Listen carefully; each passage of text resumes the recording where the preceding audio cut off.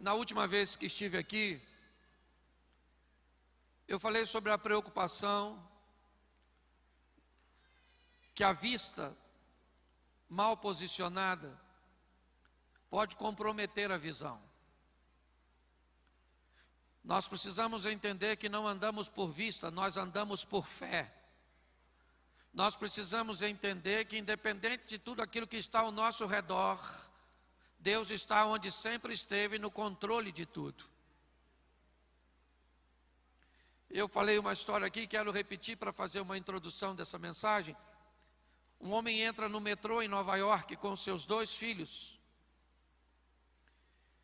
E assim que as portas do metrô se abrem, esses 2 meninos então começam a correr dentro do vagão, de um lado para o outro, batendo nas pessoas. E aquilo começou a incomodar os passageiros. O pai do menino estava sentado e não falava nada. E os meninos corriam para lá, corriam para cá, caíam em cima de um, caíam em cima de outro. E aquilo criou um mal-estar tão grande nas pessoas, que um homem resolveu abordar o pai e disse: você não está vendo o que os seus filhos estão fazendo? Eles estão nos incomodando. E o homem disse: eu não sei o que fazer, Senhor. Eu acabei de vir do hospital. E assim que os meninos receberam a notícia que a mãe deles morreram, eles ficaram desse jeito. E eu não sei o que fazer. Eles não estão conseguindo assimilar. E naquele momento, naquele vagão, os meninos continuaram fazendo bagunça. Mas a mente das pessoas mudou depois de saber o que estava acontecendo. Às vezes as coisas não vão mudar ao seu redor, mas elas podem mudar dentro de você. Por muitas vezes nós vamos ver situações extremamente desafiadoras, ambientes totalmente pessimistas, mas nós não somos movidos por aquilo que está ao nosso redor. Para nós, o sol brilha sempre, porque Deus está no controle de tudo. Não permita com que a vista contamine a sua visão. Entenda que você vive na presença de um Deus de milagre, de um Todo-Poderoso. Aquele que há de vir virá e não tardará. Hoje muitas pessoas têm dificuldade de mudar a sua história por causa de uma mente aprisionada, por causa de uma visão, extremamente limitadora. E eu quero compartilhar com vocês, é uma reflexão rápida. Eu preciso que você abra a sua Bíblia para nós iniciarmos. Segundo livro dos Reis, no capítulo 7, no verso 1. Segundo livro dos Reis, capítulo 7, verso 1, diz assim: então disse Eliseu: ouvi a palavra do Senhor, assim diz o Senhor, amanhã, quase a este tempo, haverá 1 medida de farinha por 1 siclo, e 2 medidas de cevada por 1 siclo à porta de Samaria. Verso 2: porém um senhor, em cuja mão o rei se encostava, respondeu ao homem de Deus e disse: eis que ainda que o Senhor fizesse janelas nos céus, poder-se-ia fazer isso? E Eliseu disse: eis que o verás com os teus olhos, porém disso não comerás. Feche seus olhos por um momento. Senhor, continua falando conosco. Usa-me como um canal de bênção nesta hora, pelo poder do nome de Jesus. Amém. Glória a Deus. Amém. Eu quero começar essa mensagem com aquilo que está acontecendo neste lugar. Nós vamos ver o estilo de vida que Eliseu resolveu viver, suas experiências exponenciais, extraordinárias, acima da média, é verdade. Mas ele deixa aqui um alerta para todos nós. Samaria estava cercada. Uma situação que havia se agravado muito, mas muito. Num dos momentos o rei está passeando, está dando uma volta e ele encontra uma mulher que traz para ele uma questão pedindo ajuda. E ele diz: o que eu posso ajudar você? Como eu posso te ajudar? Todos nós estamos numa situação extremamente difícil. E ela disse: eu preciso da sua atenção. Está vendo essa mulher aqui que está do meu lado? Eu combinei com ela que nós comeríamos o meu filho ontem. E depois nós comeríamos o dela. Nós comemos o meu filho. E agora ela escondeu o dela, para que nós não comamos. Neste momento,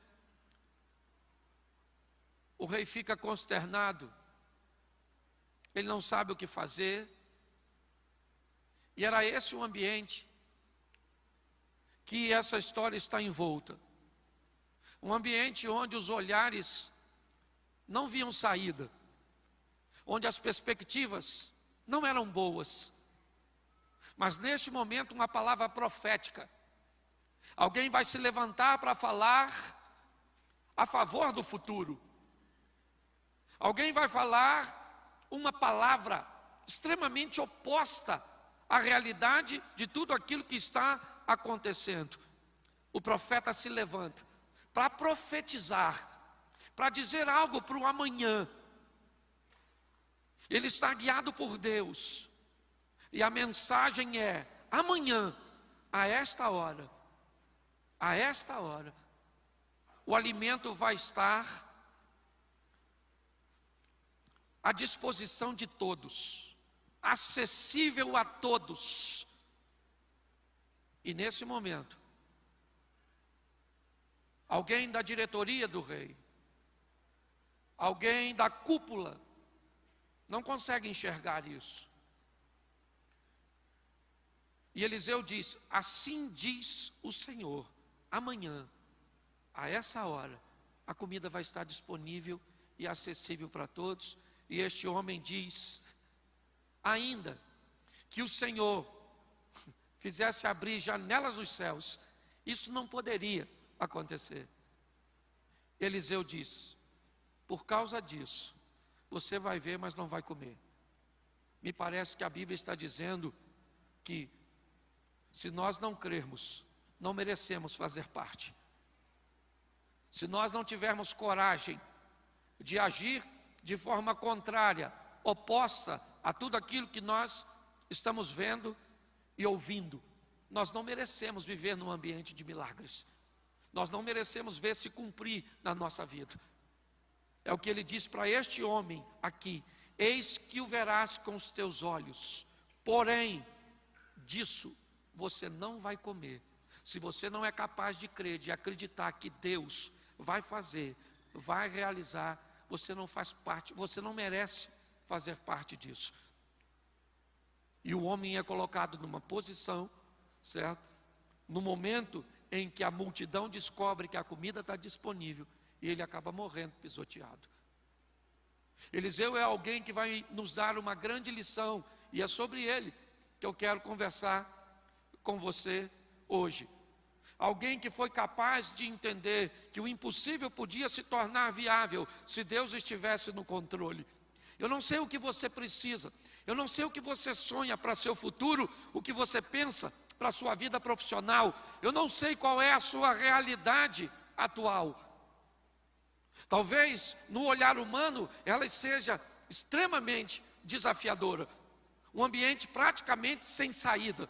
Mas eu queria lembrar você que o Deus que você serve é um Deus do impossível e Ele pode fazer. Você está num ambiente de milagres e nós estamos lançando uma palavra para o seu amanhã. E quem crê, viverá. É assim que funciona. Nós precisamos amadurecer. E é isso que eu quero conversar com você.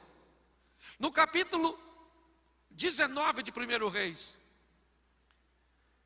Elias ouve uma palavra de Deus, que diz assim no verso 16: também a Jeú, filho de Nins, ungirás rei sobre Israel, e também Eliseu, filho de Abel-Omeolá, ungirás profeta em teu lugar. Preste atenção, porque Eliseu está arando com os bois a terra de seus pais. Deus fala com Elias: vá até Eliseu e unge esse indivíduo, porque esse indivíduo vai ser profeta no seu lugar. Eu não sei o que Eliseu esperava da vida. Eu posso dizer para você, como muitos de nós não esperávamos que Deus fizesse na nossa vida o que fez. Só que Deus vai pegar um homem que andava atrás de bois, que seguia o caminho dos bois para arar a terra, e vai dizer para ele: agora você vai andar comigo, eu vou andar à sua frente, e você vai viver uma vida extraordinária. É a proposta. A proposta é sensacional, é verdade. Porém, ela vai gerar um nível de comprometimento. Ela vai gerar um nível de responsabilidade naquele que foi chamado, porque vida com Deus é parceria. Você faz o que pode e Deus faz o que você não pode. Quando nós entramos e temos um senso de responsabilidade de tudo aquilo que eu posso fazer, que a minha expertise, que o meu network, que a minha capacidade, que as minhas forças podem fazer, minhas mãos, eu faço. Mas aquilo que as minhas mãos não puderem fazer, o meu joelho vai tocar e as portas vão se abrir. O natural nós fazemos, o sobrenatural Deus faz. Você pode melhorar seu casamento, você pode ser um marido melhor. Você precisa de Deus para ser um marido melhor? Em algumas situações, sim. Em outras, não, só depende de tu. Você depende de Deus para ser uma mulher melhor, um filho melhor, um pai melhor, um irmão melhor? Não. Você depende de você. Ah, mas tem coisa que eu não consigo. E aí, então, se você não consegue, bota o joelho e fala: Senhor, eu não consigo. Eu preciso que o Senhor entre com providência a meu respeito. Gerar um senso de responsabilidade traz para a nossa vida um ambiente de milagres. Nós precisamos montar um cenário para que o milagre possa acontecer. Está na hora de sairmos dos bastidores da vida e subirmos do palco dela e protagonizarmos nossas próprias histórias. Vivemos o incrível, sensacional, o extraordinário. Por quê? Porque isso é possível. E se é possível, eu quero viver. Ah, pastor, eu acho muito difícil. Depois que inventaram a frase, é difícil, nunca mais foi fácil. É difícil emagrecer, é difícil guardar dinheiro, é difícil estudar, é difícil, é difícil, é difícil. E quem conseguiu? Conseguiu por quê? Porque venceu. É difícil, porque era difícil para ele também. Ah, pastor, eu não quero ter filho, porque criar filho é difícil. A minha pergunta é: se seu pai pensasse igual a você, provavelmente você não teria esse pensamento. Ainda bem que ele pensou diferente, né? Então nós vamos dar uma olhadinha, porque Deus falou com Elias, e Elias vai lá agora e vai encontrar com Eliseu no campo. E o verso 20 diz assim: então deixou ele os bois, correu após Elias e disse: deixa eu beijar meu pai e minha mãe, então eu te seguirei. E ele disse: vai e volta, pois o que te fiz eu? Voltou, pois, de os seguir, tomou as juntas de boi, os matou, com os aparelhos dos bois cozeu a carne, deu ao povo, comeram, se levantou, seguiu a Elias e o servia. Eu acho isso o maior barato. Elias vai lá e toca em Eliseu. Eliseu deixa os bois um pouquinho, vai até Elias e diz: meu senhor, eu entendi que o senhor está me chamando para eu ir com o senhor, mas eu tenho família, tenho minha mãe e meu pai. Então eu estou precisando dar um pulinho lá em casa, só para me dar um beijinho nele de despedida. Elias falou, vai e volta. Aí Eliseu foi lá, se despediu dos pais, provavelmente os chamou, voltou, pegou os 2 bois que ele estava arando, matou, pegou aquela cangaia toda de madeira, fez uma fogueirona, fez um churrasco ou um cozido, porque o povo não comia nada frito. E fez uma festona de despedida. Para quê? Para deixar seu passado para trás. Porque se você quer viver uma vida extraordinária com Deus, seu passado não pode vir contigo. Eis que as coisas velhas já passaram e tudo se fez novo. Chegou a hora de vivermos o novo de Deus. Mas tem gente que não consegue viver o novo porque anda arrastando o velho. Sabe? Ah, pastor, tem umas coisas na minha lembrança. Ah, pastor, quando eu era pequeno, meu pai me batia muito. Ah, eu fui abusado. Eu sou traumatizado. Vai ficar nessa? É isso? Traumatizadinho? Bullying? Na minha época de garoto, bullying era para fazer café. É só um trocadilho. Hoje, essas crianças ficam revoltadas. O passado, a Bíblia diz, eu vou trazer à memória aquilo que me traz. E o que não traz esperança? Eu limpo todo dia. Todo dia traz consigo o seu mal. Então eu faço uma limpeza para não aglomerar. Tem gente que vem falar comigo, eu pareço um aterro sanitário. Só tragédia. E aí? Tá difícil. Perspectiva, piorar. E o que você quer? Que Jesus volta? A minha vontade era falar, se ele voltar, tu não vai.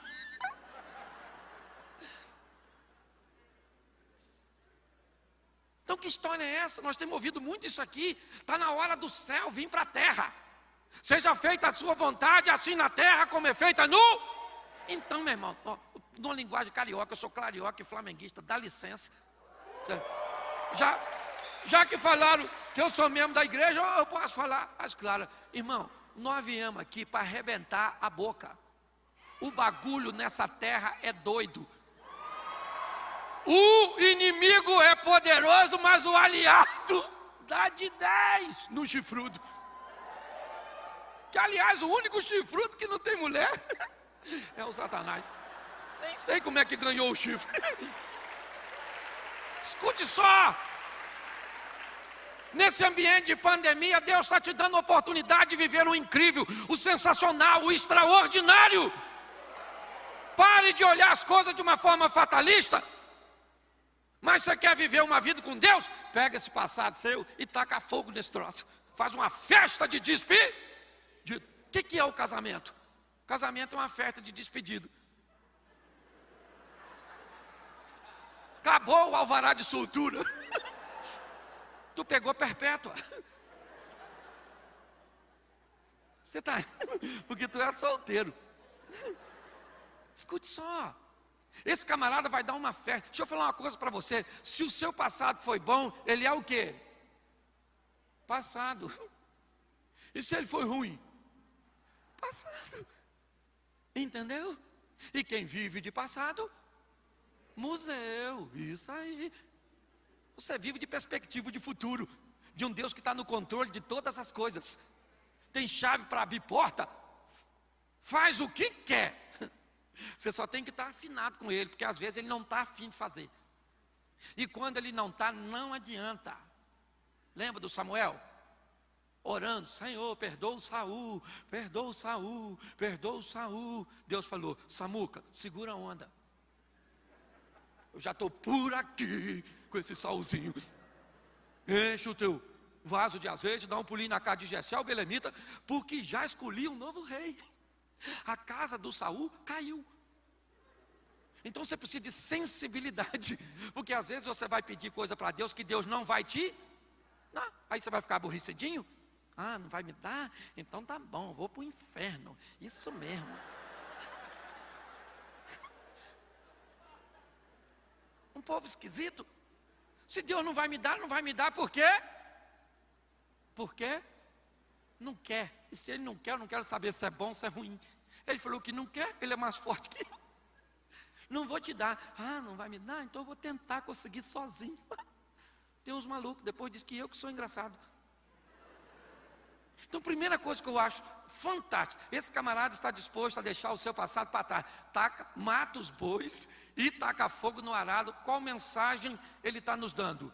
Eu estou fazendo algo e tomando uma decisão cuja qual eu não tenho para onde voltar. Isso aqui não tem.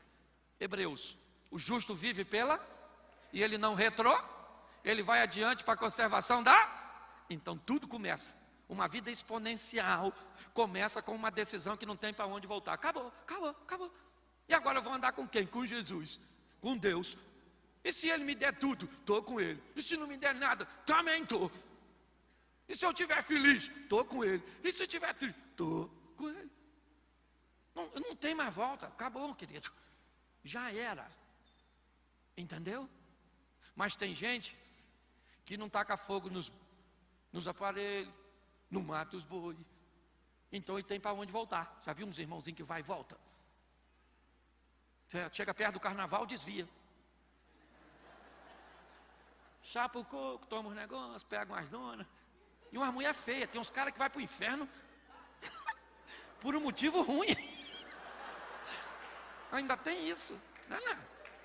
Você está rindo, mas é sério. Não é você, né?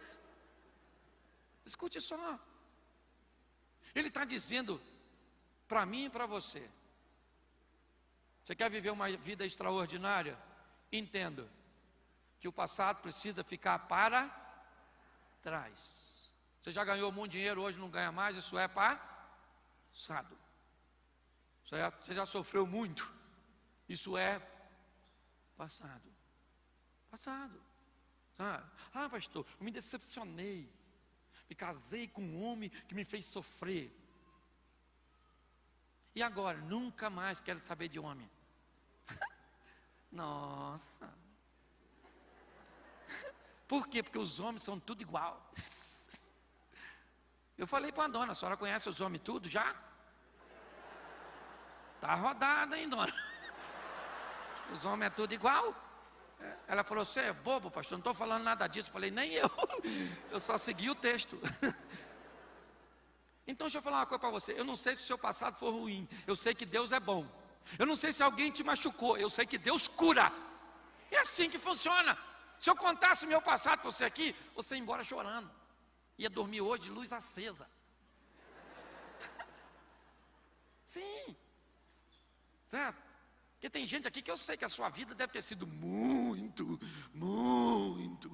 difícil. Mas não matou você. Teve gente que a vida nem foi tão difícil e morreu de Covid esses dias. Olha como é que você está na vantagem. Ele assume um compromisso, é verdade, de não ter para onde voltar. É uma via de mão única. Ele vai.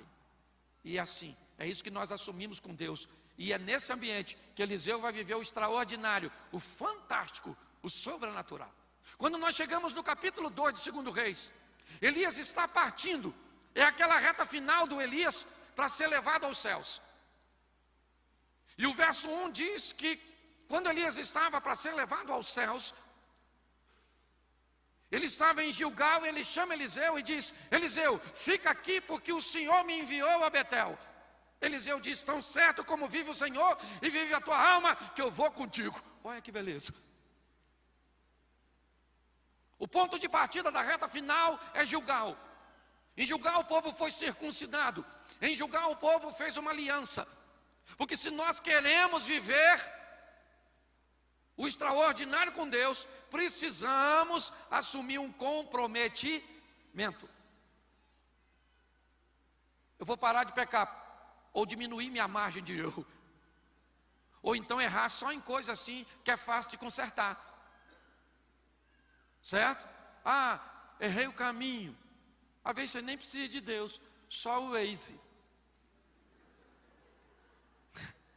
Errei na receita do bolo, é só jogar fora e fazer. Errei na escolha do cônjuge. Hashtag chupa essa manga. Que tem coisa que você pode errar, que dá para consertar com facilidade.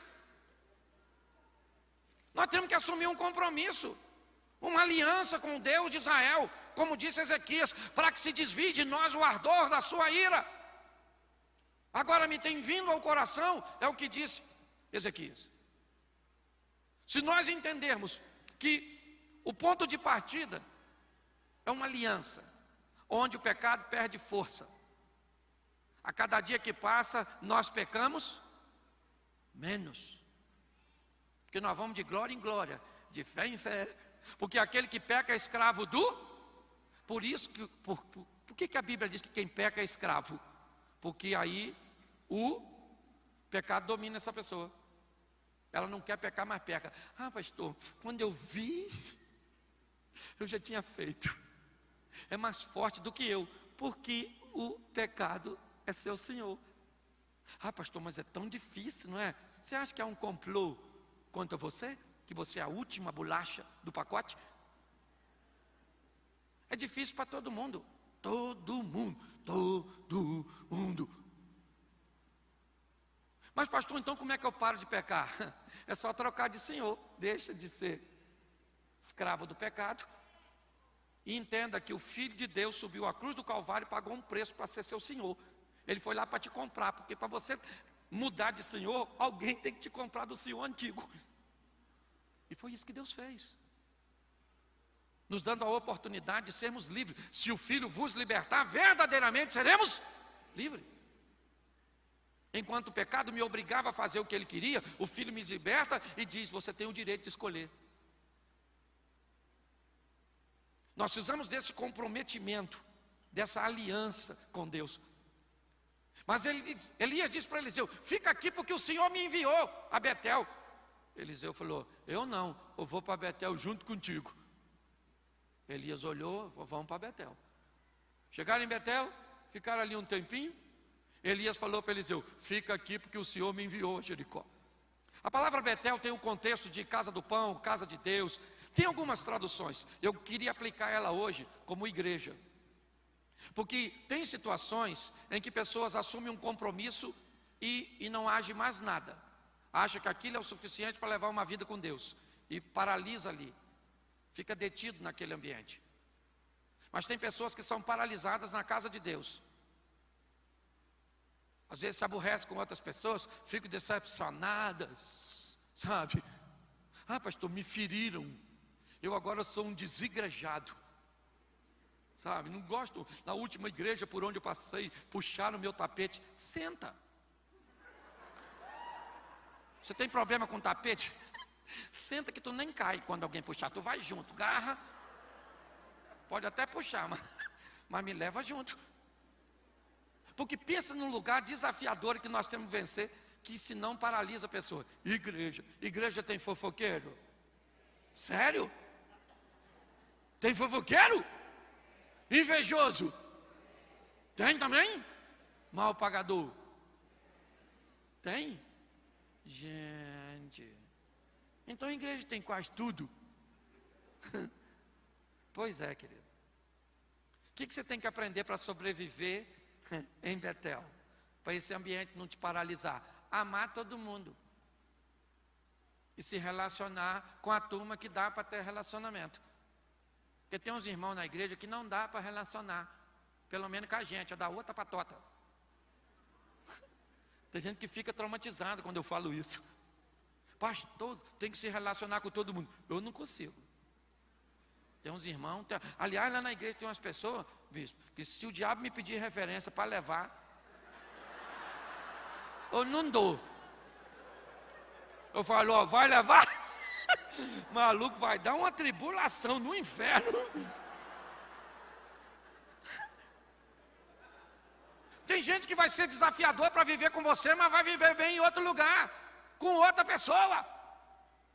Não tenta não, que vai dar ruim. Nós temos que aprender a viver. Eu entrei, assim que eu me converti, um cara me pediu um dinheiro emprestado, eu falei, na igreja vai me pagar. 29 anos, irmão.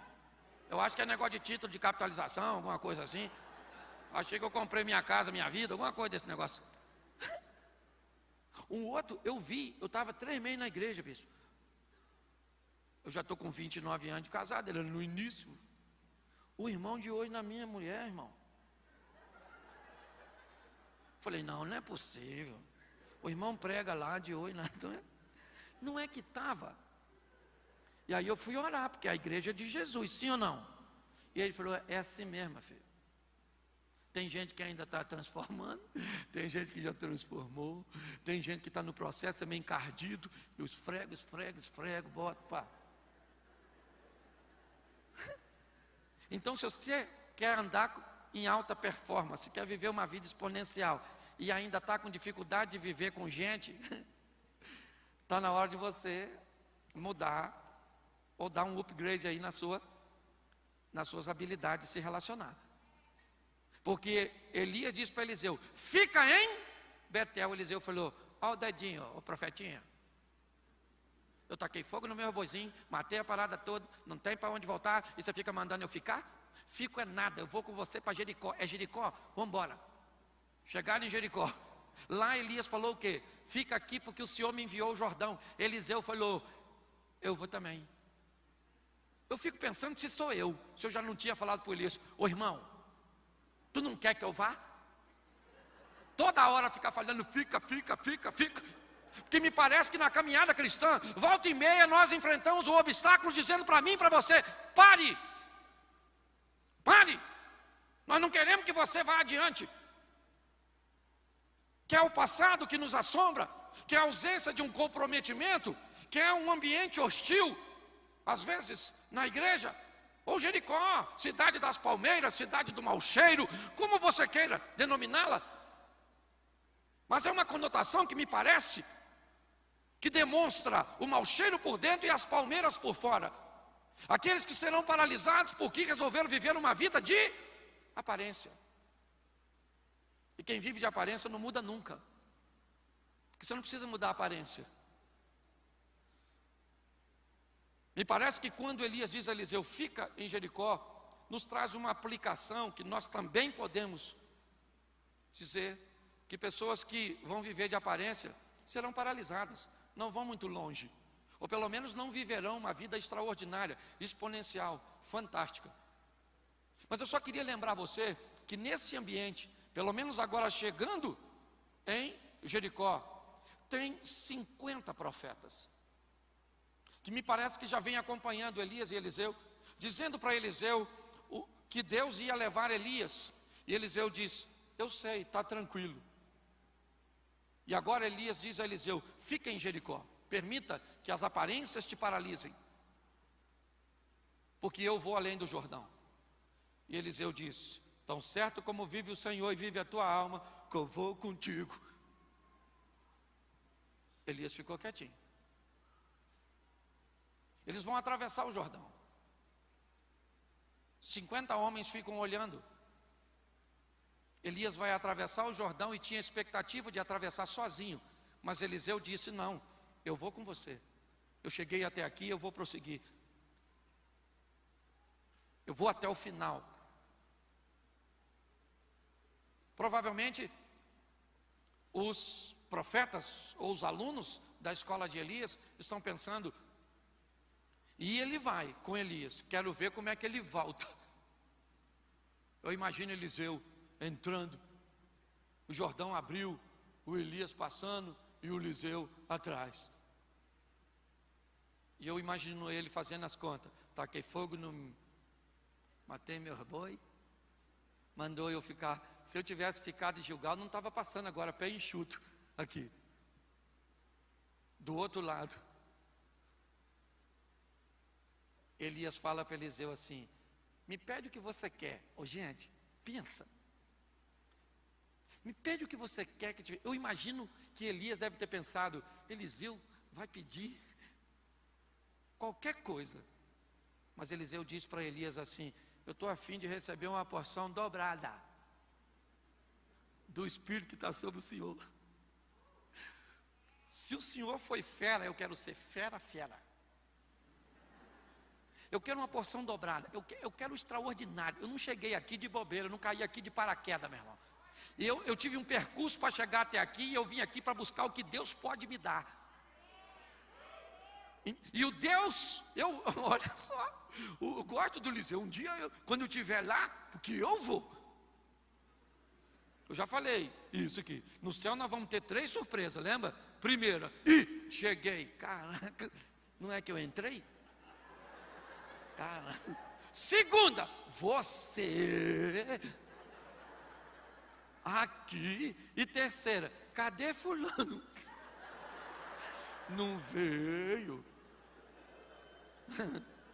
Eu quero fazer parte das duas. Primeira. A terceira deixa para os outros. Escute só.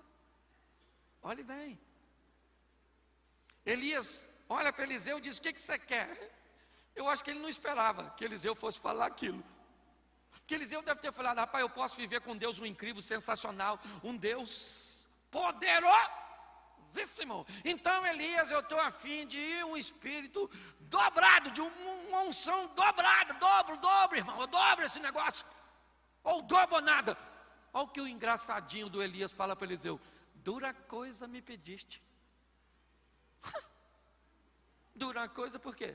Quem vai dar não é você, é Deus. Eu não quero, eu quero o Espírito que Deus colocou sobre.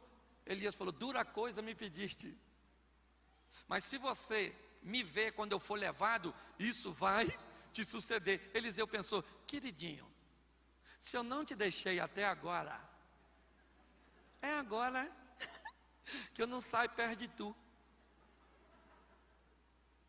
Aí a carruagem, objeto voador não identificado, a carruagem estacionou. Eu tenho que tirar essas dúvidas no céu, se eu lembrar. Se for para o inferno, vai com as dúvidas mesmo. Você está rindo, é sério. A carruagem estacionou, eu imagino o Eliseu. Se eu ver, eu recebo. Caramba! Me dei bem. A carruagem levanta voo. Elias joga a capa. Eliseu pega a capa dele, rasga e joga fora. Eliseu está dizendo: a minha capa foi muito útil, mas só me trouxe até aqui. Agora chegou uma nova fase da minha vida, e na nova fase ela não me serve mais. Quando a vida nos propuser uma mudança de nível, nós precisamos decidir o que vamos levar para lá, porque tem coisa que não cabe mais lá, tem comportamentos que não cabem mais lá, tem amizades que não cabem mais lá. Esse dia eu fui numa festa, me chamaram para ir numa festa de um amigo meu, aniversário, um amigão, aí fui. Não podia chegar na hora, porque normalmente quando tem festa que tem uma bebida, eu chego na hora cedo, onde todo mundo está sóbrio. Só pude chegar 4 horas depois. Estacionei meu carro, o cachorro que eu vim vindo na minha direção já estava meio zonzo. Umas músicas daquelas sensacional, sabe, uns hinos extraordinário, umas irmãs dançando. E na hora que eu cheguei, eu me perguntei: o que eu estou fazendo aqui? Aí já veio um: eu estou! Irmão! Já me deu logo um banho de cerveja, tiro foto com um montão de pinguço.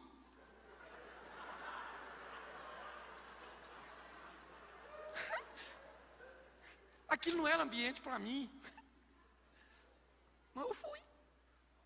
Saí de lá sujo de cerveja. O aniversariante não lembra que eu fui, de tanto que ele bebeu. Então nem adiantou. E eu voltei para casa, falei com o moleque: eu não entendi o que eu fui fazer lá. Tem coisas e lugares e situações que não é mais para você quando Deus te muda de fase. Eliseu pega a capa dele, joga fora, pega a capa de Elias e presta atenção, é a nova fase. Eliseu para diante do Jordão,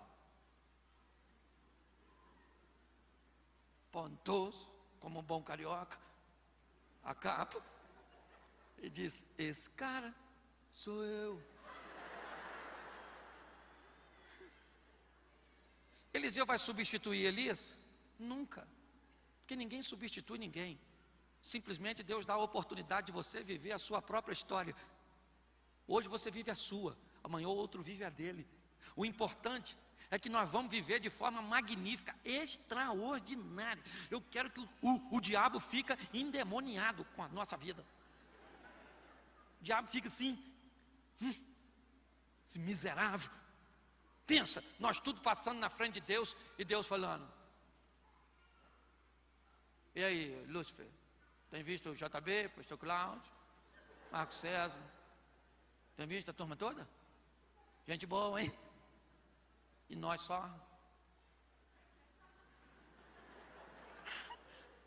Isso é possível. É possível. Deus não pede para você ser santo, Ele só pede para você entrar no processo de santificação. Deus não pede perfeição, Ele pede aperfeiçoamento. Seja amanhã melhor que você foi hoje. Faça igual o smartphone, uma versão melhorada de você mesmo. Entendeu? E agora o Eliseu tocou na água do Jordão. Jordão abriu, Eliseu passando sozinho. Cadê o Elias? Subiu.